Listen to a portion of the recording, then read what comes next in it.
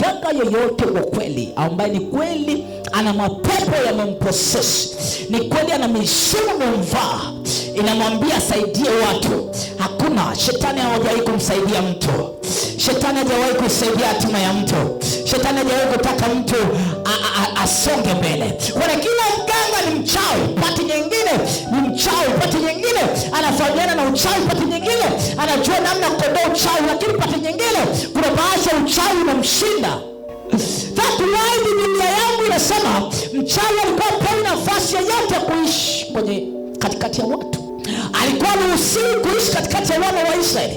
Ndio maana katika Walawi 20:27 anasema yeyote aliye mchawi, awe mwanamke au mwanaume, ilikuwa inamtaka kufa. Kwa kipindi hicho cha Agano la Kale walikuwa wanampiga mawe mpaka kufa, kwa sababu waliamini kabisa mchawi akiishi katikati ya watu, vinavyomkontrol ndani yake sio yeye, ana roho ya shetani iliyoko ndani yake, ambaye haifurahii mtoto fulani kusoma, haifurahii mtoto fulani kufanikiwa, haifurahii mtu fulani kuwa na afya nzuri, na akaifurahia ndoa yake.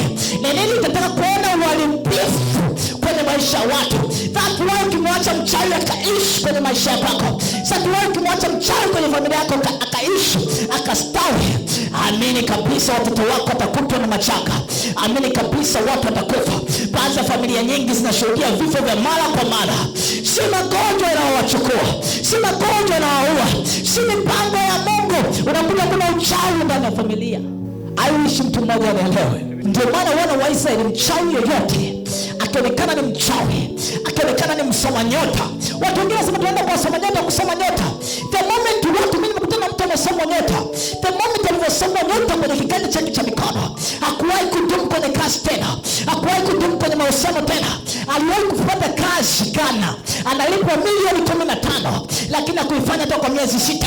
Ni nini? Kuna uchawi ulitamkwa na kuingizwa kwenye maisha yake. Biblia inasema yeyote arogae, yeyote asomaye nyota, yeyote ashirikianayo na mapepo, anasema hakika hataishi. Hawakutaka kuishi kabisa kimwili.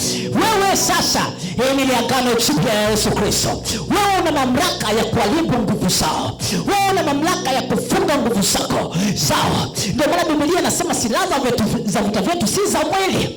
Hatuwafuati kwa namna ya mwili, hatuwafuati kwa vamia kwa namna ya mwili. Anasema zina uwezo katika roho hata wa kuangusha ngome. Ni nini ngome? Ngome za kichawi, madhabahu za kichawi, madhabahu za kiganga. My God, I wish kuna mtu mmoja ananielewa.